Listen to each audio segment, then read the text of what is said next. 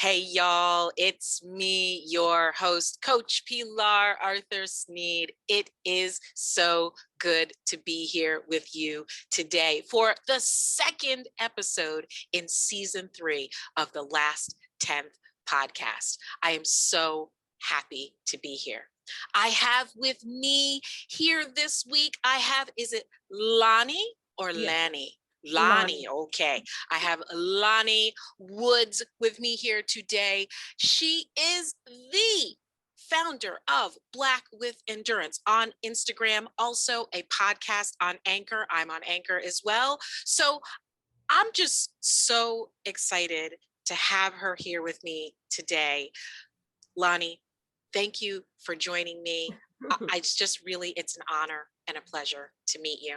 Well, thank you for having me. I'm honored to be here. Thank you for that great introduction. Excellent. Excellent. So usually where I like to start is I really love when folks will just tell me a little bit about themselves. Okay, well, I will tell you guys a little bit about me. I am a single mother of 2. I live in Los Angeles, California, and I guess I'm most known in the obstacle racing community.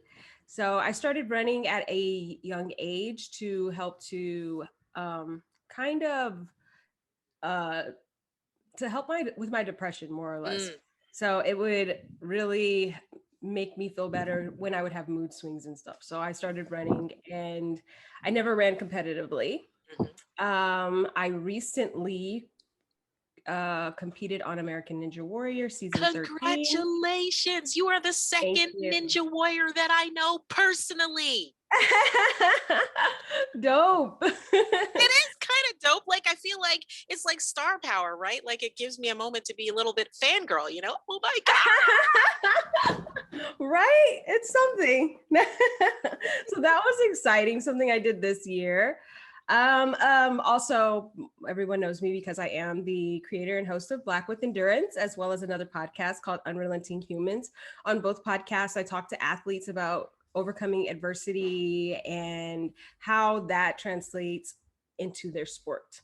So on Unrelenting Humans, I talk to adaptive athletes and injured athletes. And on Black with Endurance, I strictly talk to Black athletes about what they go through just in day-to-day life and their childhood and just struggles with different parts of society and how that translates over into their endurance that they have in their sports.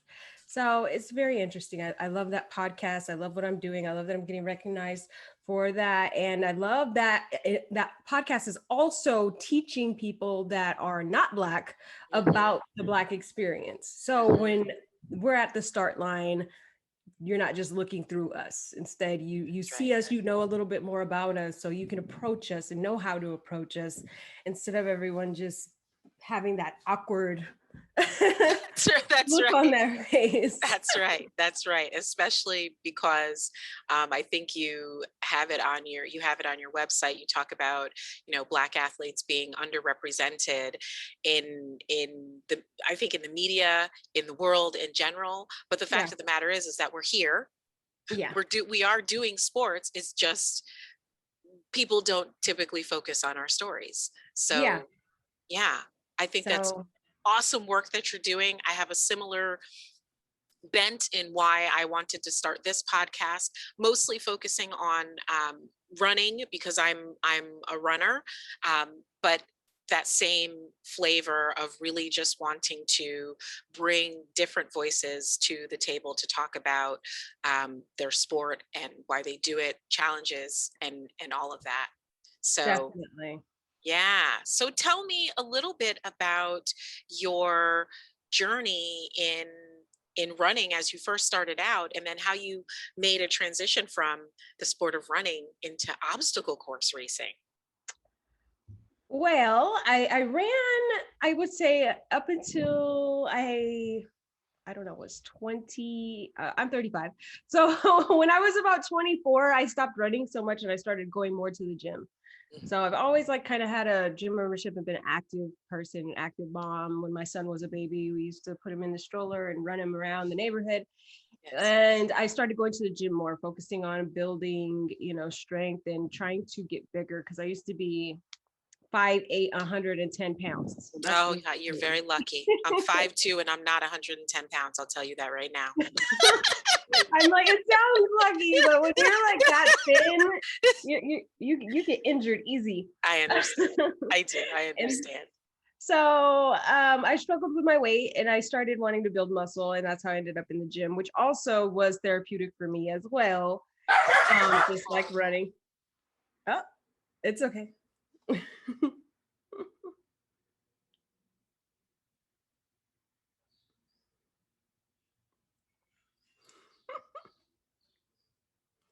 I can't hear you. It's this 5 o'clock time that this is generally the time when, yeah, that's when they start going a little bit crazy. And I was like, oh, fingers crossed, it's not going to happen. But Oh no, it always happens. I was worried that the cat was gonna come in, and so no worries. I have a cat too, but he's pretty good about not coming up to my desk when I'm sitting here. If I get up from my desk, then my cat is all up in my space. But oh my God. Anyway, Animals.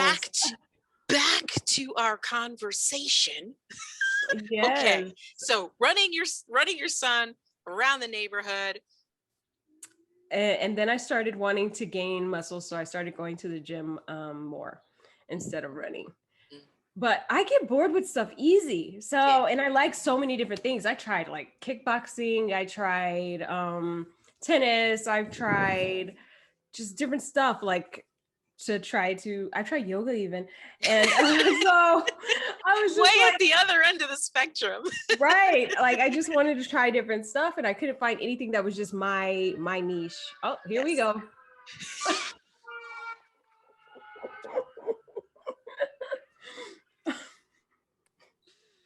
All right. It makes for good outtakes. Right. So I tried kickboxing, I tried yoga, I tried what you call it, tennis as well. And I just couldn't find my niche really. And I just kept going to the gym and didn't quite feel I fit there. Like there's all these girls doing all these like squats and stuff, and glute bridges, and I'm over here doing lateral pull downs, and, so it's like didn't really fit there either. But then I was at a fitness expo and I saw the Spartan Expo Series obstacle course, Yes. and the first time I ever saw it, I was afraid to try it. I just thought it looked too hard. And I saw these military men doing it and racing Yes. against each other. And I was like, I can't do that. Yes. And then the next time I saw it, I was like, fuck this, I'm going to do this. Yeah. There was like nobody there to watch. It was early in the morning. So I just asked them, like, can I run it by myself, like without anyone else running with me? And they're like, Yes. yeah, sure. Yes. So I did it and everything looked hard, but it wasn't that hard. It just reminded me of being a kid again, climbing a fence and, Yes. playing on the monkey bars. So Yes. I was like, I got to sign up for a race. And so I already like have been, running. I don't run long distance like that, but me and the kids, we would run 5Ks like almost every month. Yes. So I already had that. Yes. And Yes. then I'm going to the gym. So when I did the Stadion race, which is like a 5K with stairs or whatever. Yes. And it was pretty easy for me. Like it was just like, oh, okay, that's it. You're like, done. Okay. Right. So then I'm like, I got my kids into it and I did it. And then it was all within a year. And so I did a race in October of 2019 for my daughter's 16th birthday. Yes. And then I did a flip off of one of the obstacles because at the beach in Santa Monica, they have like rings and they have like different stuff there. And I'll do a flip off and land, in the sand where it's nice and Yes. soft and moves. So I tried to do this in the middle of the fucking desert and broke my leg basically. So, oops. yeah, that was terrible. So I ultimately I got something called a tibial plateau avulsion fracture, and I tore my ACL and a partial tear to my MCL, and my calf ruptured. So Wow. And this was all like right at that moment. yeah. Wow. So I didn't finish the race. And then No. I had to be in a cast, the cast up to my ass until for 6 weeks. Wow. And then after the 6 weeks, I had to do physical therapy for 2 months. And Wow. then they did the surgery for my ACL reconstruction.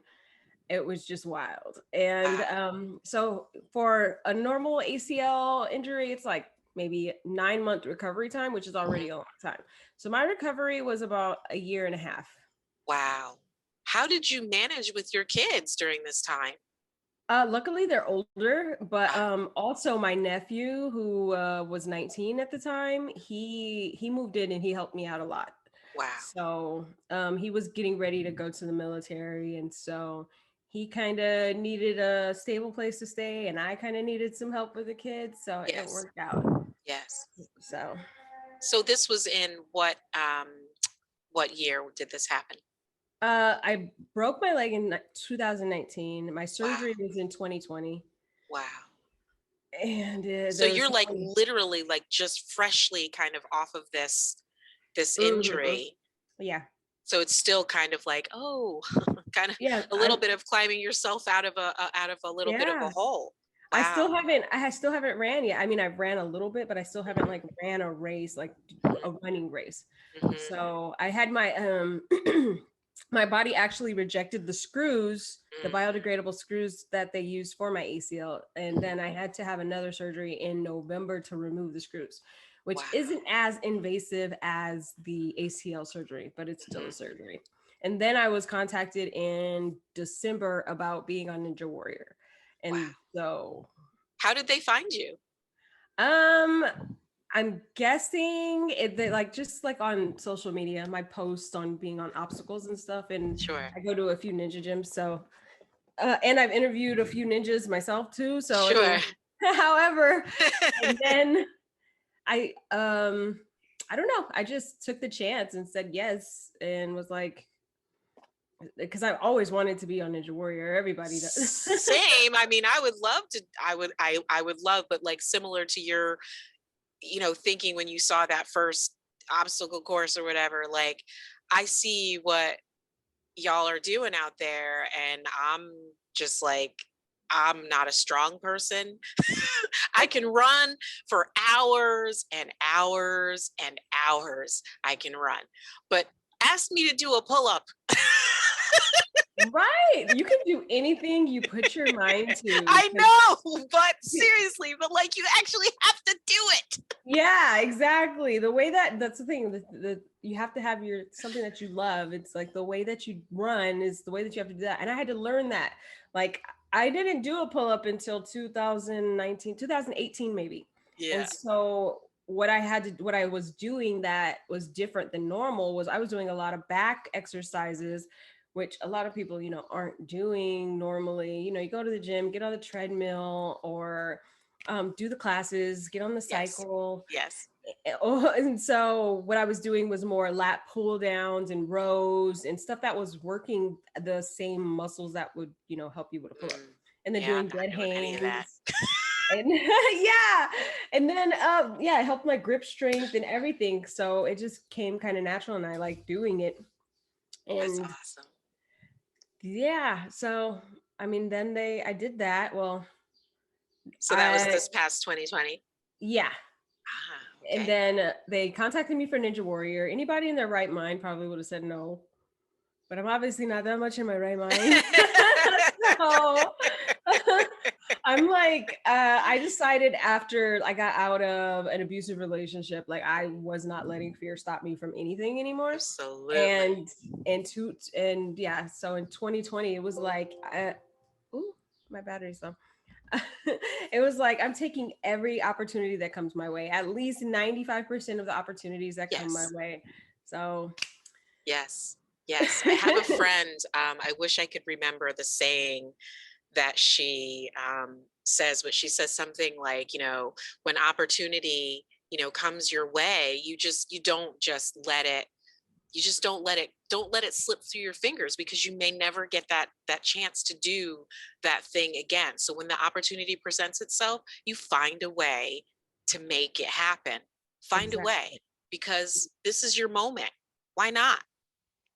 Exactly. That's more people need to live by that. I agree. And you mentioned you're 30, you mentioned you're 35. I will be 50 this year. Oh wow. No, you cannot tell, girl. No. That's I will be good. 50 years old this Okay, what is year. your skin regimen?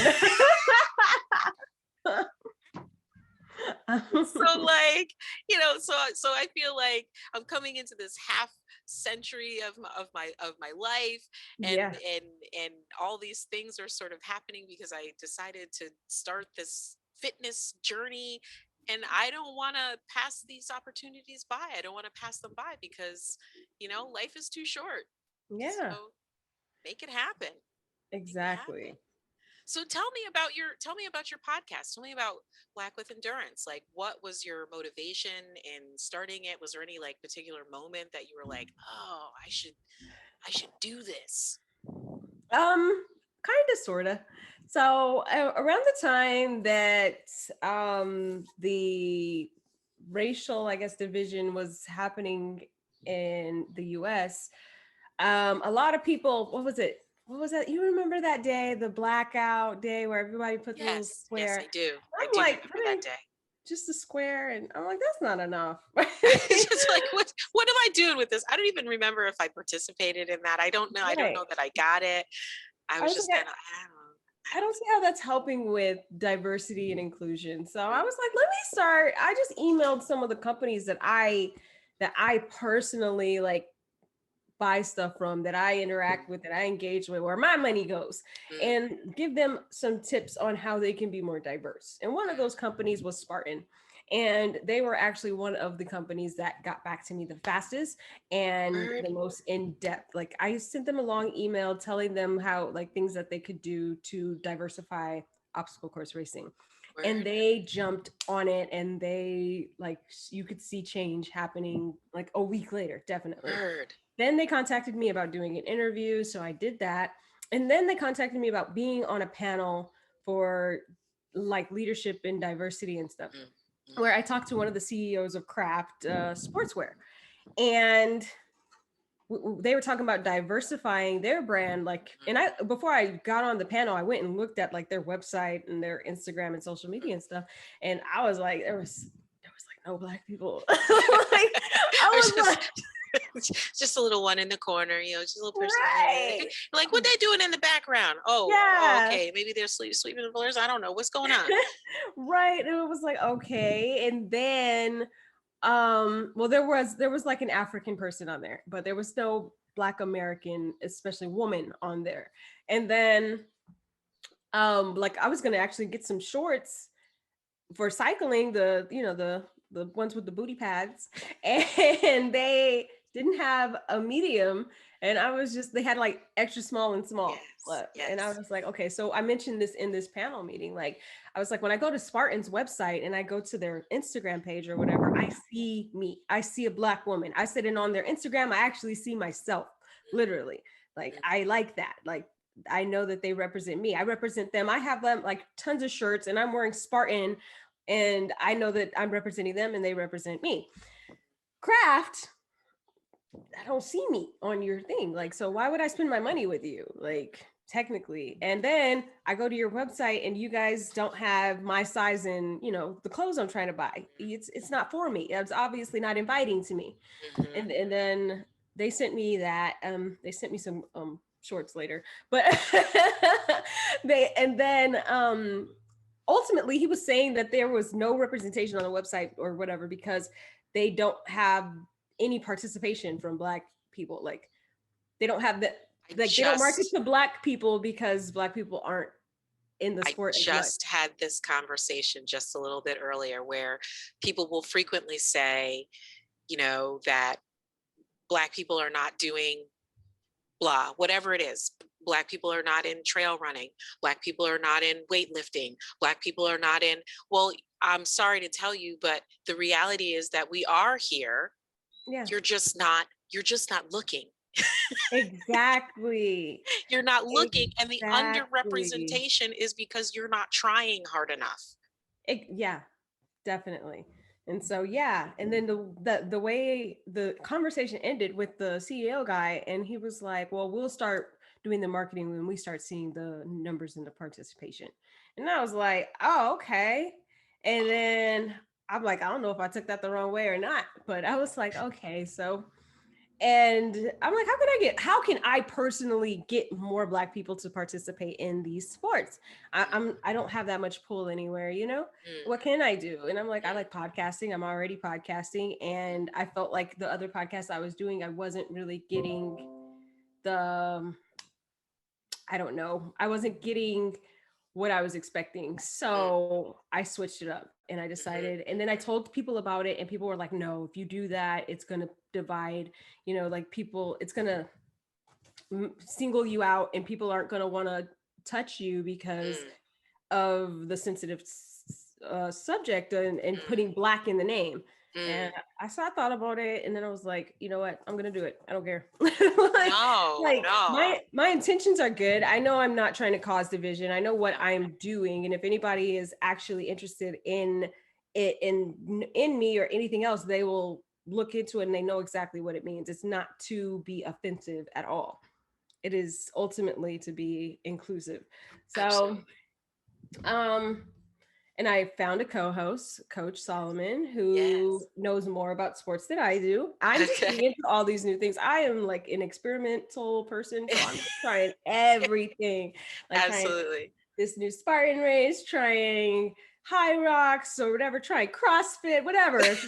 Uh, give me some fins. I'm gonna go swim in the ocean. I'm gonna try I it. love that. I love that. I absolutely love that. That's awesome. I think that you know, the web page, the podcast, the Instagram feed, which is primarily how I have followed you, is an amazing endeavor. I spoke with another athlete in the last season, and he started a page which is called Asian Athlete Spotlight. So it's a sit with a similar, in the similar vein, in that Asian athletes are underrepresented in sports. It's not that they're not there; they're out there. Folks are doing it. It's just that They're not getting people do highlighted. not spotlight and highlight the work of Asian athletes. And I think it's the same thing with Black athletes, Black and Brown athletes. I think it's very important work to be highlighting those stories, because everybody knows in the running world, everybody knows Sarah Hall and all of those type people. But how many people know Shawana White? She's the fifth African American born fastest marathoner. I mean, come on. Like, Right. people, we need to talk about this stuff. I Exactly. definitely think that this is amazing, amazing, amazing work. So Thank how do you find the people that you are working with? They just fall into my lap. No, no. I find some people on Instagram. I also use Clubhouse, and I've met a lot of people and different groups on Facebook. Yes. So it's just, and then recently, because stuff is starting to open back up, I went Yes. to a High Rocks functional fitness competition with my girlfriend in Dallas, Texas. And Yes. so there was only one elite athlete that was Black there. I mean, there was only one elite athlete of color at all. Uh-huh. And I was like, I have to talk to this dude. I'm like, Yes, of course. so I like met him and stuff. And then I asked him about being on Black with Endurance, and I told him what it was about. And he's like, yes. He's like, yes, yes, Yes. yes. Yes. And Yes. so it's like that. I mean, they want to talk Mhm, ultimately. It's mhm. just simply asking. Like, I don't think I've had anybody that's ever been like, no, I don't want to talk. Like, Heck like, no, no. I don't want to raise awareness and, I don't want to talk about and myself at all. right. It's like, so it's pretty easy. The hardest part for me to do is juggling it with the rest of my life. Because Absolutely. it's podcasting, it's a hobby. I'm not really, monetizing off of it. So I also, have to do my regular day stuff. I have to work. Yes. I have 2 kids. I have how many animals? 4. So, Have you been to my house? Like, what's going on? Yeah. And you're not just doing one podcast, you're doing two. You're doing two. Yeah. But I took a break on Unrelenting Humans. I'm actually working on doing that one differently. So I'm trying to get some help on that as well. Because like I think I like the editing part and stuff a little bit more than all the other stuff. The talking, like talking to athletes, etc. I'm cool with talking to them, but the whole like vetting them and finding the Sure. athletes and all of that is a little time consuming as well. It can be.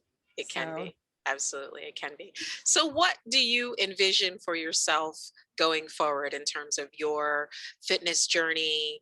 Um, what do you see for yourself going forward? for myself, I'm gonna continue to try different sports and bring people along for my journey a little bit more. I might even start a personal YouTube to add video to really show people what I'm doing when I'm training for these crazy things that I get invited to. What do you envision for yourself for the future in terms of your fitness journey going forward? What do you envision for yourself? For myself, I'm going to continue to keep trying different sports and, pushing my limits and challenging myself. And I may or may not, I probably will though, make a YouTube channel for my personal self to show like my adventures and different things that I have to do to, do the things that I do. Like it would have been really great to share my training for, going up to Ninja Warrior. Yes. And, yeah, and for Black with Endurance, I want to do more with it than just the podcast. I love the podcast. I like the engagement I get on Instagram, and I like the people I'm meeting on like Clubhouse, but I want to do something more. I don't know what yet. We might try to make we might try to have some races ourselves. I might try to figure out how to help connect some of these Black athletes with sponsors and stuff like that. So we're going to see what happens. That's awesome. That's awesome. That's awesome. So let's go back actually to your training for Ninja Warrior. So what was that like? It was tough because I came off of the bench and I hadn't trained in over a year. So I had lost my calluses on my hands and my grip strength a little bit. So I had to get that back. So I didn't get the call that I was officially going to be on until February 8th. And so the film, I had 6 weeks to get ready, basically. Wow. So I automatically jumped into starting back, trying to do like 100 pull-ups a day, which was bad. Yeah.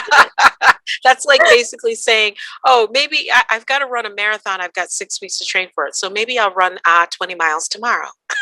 Yeah, exactly. So we're trying to jump back into where I left off. Big mistake. I tried it though. Almost hurt myself. Didn't quite hurt myself. And then I had to work on other things I didn't know because I've done obstacle course racing before. Ninja Warrior, obstacle course racing, it's not the same thing, though people think it is. They are not the same thing. Tell me about that. Tell me more. Obstacle course racing is running and having obstacles and running in between the obstacles. So it's kind of a break. Like, let's say you're doing monkey bars and now you go and you run. Yes. So that's for your hands. And then now you got to do this heavy carry and whatever. Yes. And that while you're running, it's a break for your hands. And while you're doing the obstacle, it's a break for your running. Yes. And Ninja Warrior is obstacle, obstacle. Right. Like a short distance, it's like 3 to 5 minutes long, maybe, but it's still you're intense the whole time. Like you're using the whole time. And then you need balance and agility as well. Whereas in obstacle course race, you don't need it so much. I mean, maybe a little bit, but just not as much. It's more strength based.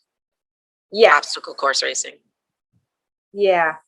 So it's just a little bit different. So I had to like stop thinking I knew it all, and I had to be coached by somebody, and I had 6 weeks to learn how to do this stuff. So that was fun.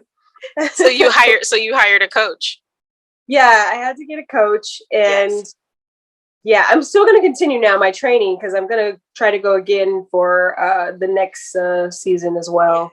Yes. Because I feel like, having older, Black woman running around hitting a buzzer would be great. Yes, yes, absolutely, absolutely. So I watched last season, 2020. Do you remember what episode you were on? We'll have to go back and be like, Oh no, I'm oh, not on that season. I'm on the season coming up. the season that's coming out. Yeah. Ah, so it's like what they filmed last year in 2020 is going to be coming out in 2021. No, they filmed it in March and now it's coming out in May of. Oh, okay. So it's like literally like it like just happened. It does happen. Yeah. Mind blown. Got you. Got you. Okay. So something to look forward to. Yeah, definitely. Okay. I see you. I see you. I see you. Okay. All right. All right. That was so fun that I got challenged the other day when I went to the High Rocks tournament or challenge, whatever it's considered, in Dallas, Texas. So now I'm challenged to do the next one, which is in 6 weeks. Oh my gosh. Like the next episode, like another episode? Oh no, it's not an episode. It's just a fitness challenge or another chat. Okay. I got you. Yeah. So I guess I like having the pressure of I have a friend who very much thrives under the pressure, doing running events that have very little time for preparation, and every time she does it well. She manages it and does it very well. Yeah. Yeah. So that's awesome that you do that. Me, myself, I get a little bit like nervous, like knowing that I'm completely undertrained. I freak out a little bit. I think we all do to a certain extent, but it's like, what can you do?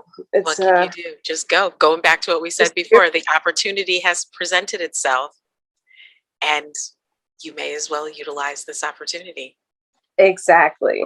Yeah. Yeah. So awesome. Tell me a little bit about your podcast. Yeah. So it was a similar sort of a, thing last year. It was actually in 2019. I was out on a run with a friend and I actually owned an art gallery before. And, the art gallery was just like this labor of love, like just, I put my heart and my soul into it. And I was coming to a point in my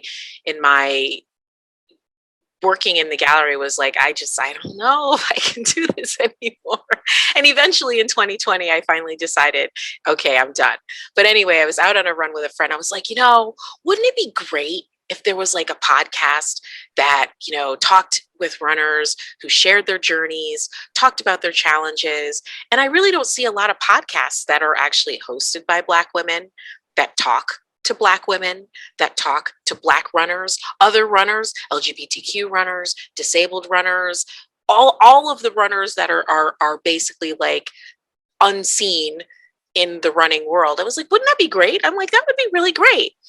Definitely. So I just had this idea and the name came to me. I was like, you know how like when you're running, you're in that last 10th of a mile. You're running and you're like, there's the finish line. Right. And it's the longest 10th of the mile because you're just like, I just want to get to the end. I'm like, the last 10th would be a great podcast name. So that name came to me, and 2020 came, and obviously COVID-19 came. And it was just this idea. I just kept thinking about it and thinking about it and thinking about it. And I had someone who said that they would help. And then when I reached out to them to have them help me, they were just like, crickets, read. Funny how it goes, right? I was just like how you said earlier. I was like, you know what? Fuck it. I'm not gonna wait around because this is how like my life was in the gallery. My life in working in the gallery was like constantly waiting for people to ask, give, do, and it just wound up just being this huge burden that I just couldn't carry anymore. And I was just like, I'm not going to wait anymore for anybody to help me accomplish what I want to accomplish. I'm going to go and I'm going to make this podcast happen, and I'm doing this. And I got a microphone and I got like software, and I said, that's it. So March of 2020, I launched the podcast. I reached out to some people I knew, and I haven't stopped. Let's go. Okay. Yeah. Yeah. All Yeah. right. Yeah. Can't wait for. We're not waiting for people in 2020. No, we are not waiting for people. And no, it was just, and I mean, obviously, like, I feel like there was, you had mentioned a little bit earlier, you mentioned running was helped you with depression or whatever. And depression is something that depression, anxiety, all those kinds of things are stuff that I have battled with my whole life. And I have said many times over the course of the last year that therapy is a beautiful, beautiful thing. Therapy and running together, it's like magic. right. And I credit the therapeutic process to helping to get me to this point where I was just like, you have reached this point in your life where you can no longer afford to just sit around and like just wait for things to happen. If you don't make it happen, it's never gonna happen. So just go out there and make it happen. And everything with this podcast, it's like they're like minor wins, I guess. But like the things that I had hoped would have happened when I owned my art gallery, things have just happened like that in doing this podcast.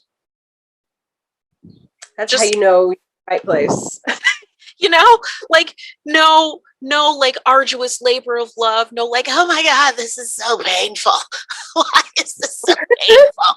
Why? No, yeah. When your work isn't aligned with your purpose and your passion, it doesn't work.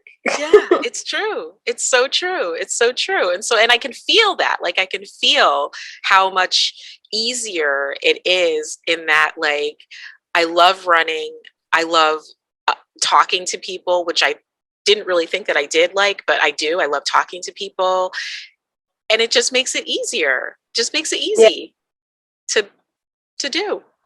Yeah. I love podcasts. Yeah, me too. Absolutely. Absolutely. Awesome. So I always like to ask this question of people, and it's basically, if you had advice that you have ever been given or advice that you would like to give, what would it be?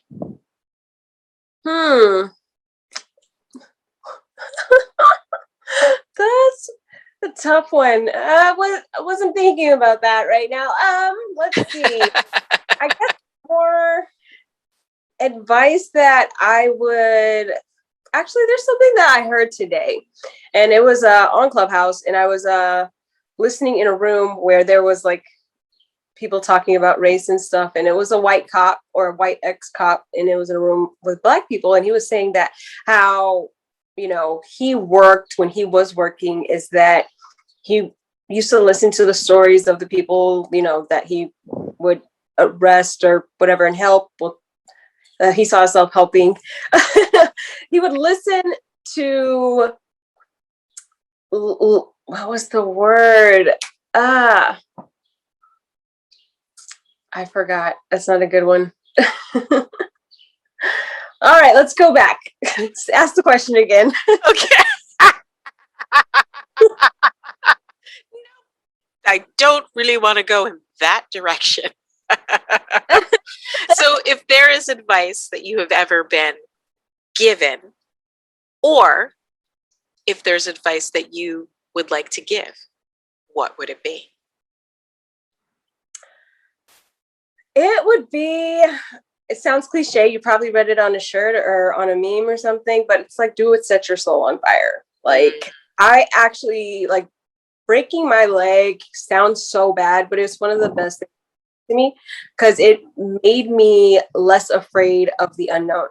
Like, not able to walk, not being able to go, not being able to work, and making myself have to sit at home and really like own in on other stuff to keep my mind busy. And it made me find the things that I'm really passionate about. Like some point, sometimes we are living just to, make money to pay bills and survive. And that's not what life is about. So it's don't be afraid to let go of things that are no longer serving you to find the things that set your soul on fire. I So agree. when you find that thing, go after it full force, whatever it is.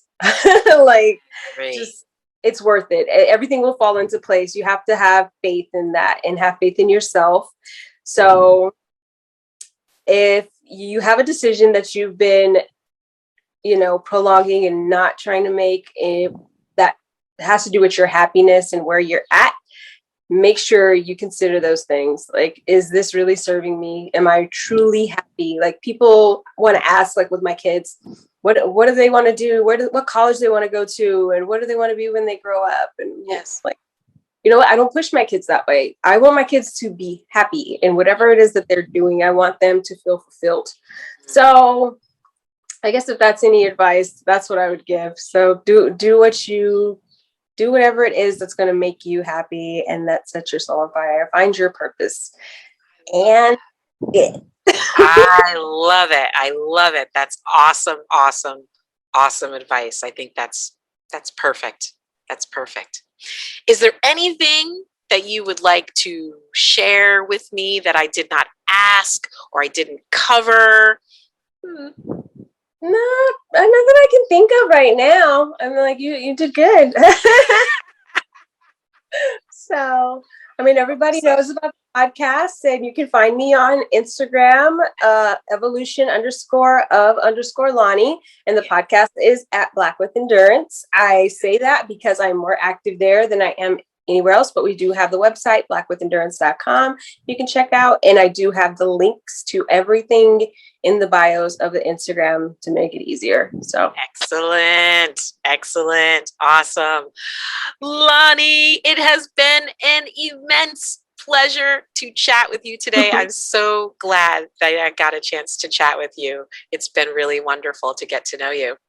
Thank you. It has been great. Like, this was a fun conversation. Excellent. Maybe we can do an exchange and I can have you on Black with Endurance. I would love that. I'm not an elite athlete, but I mean, I'm always down. Definitely. No, you don't have to be an elite athlete. You just have to be Black. and that I am. Every day, all day.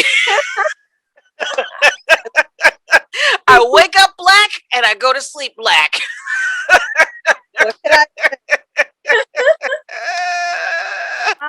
Let me stop recording.